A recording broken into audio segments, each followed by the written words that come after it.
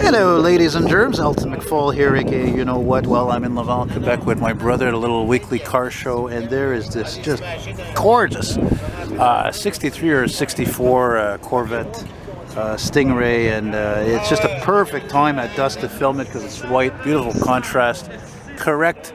It's correct, right down to the bias ply tires, right there.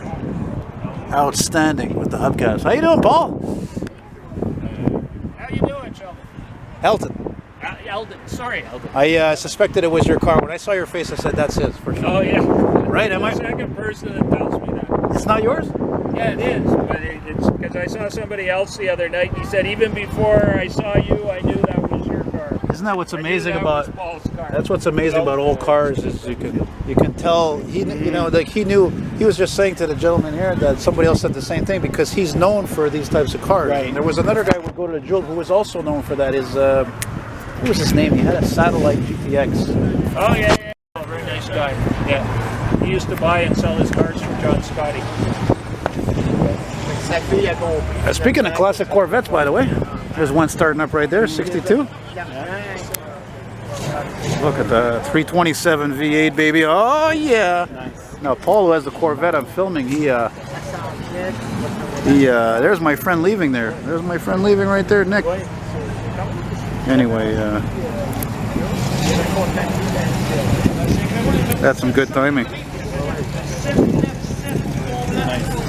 Sexy American classic dreams, baby. What year is that again? 62. 62 Corvette? Yeah. Paul, is that a 64?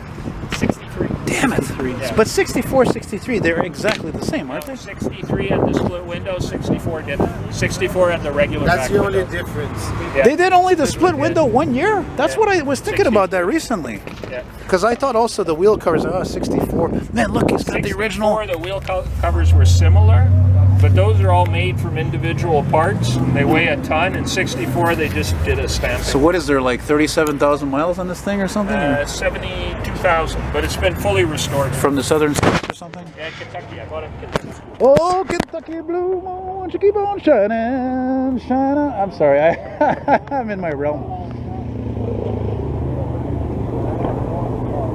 Man, oh man. It was really cool to get that 62 leaving because it's the same motor as in this, you know? So.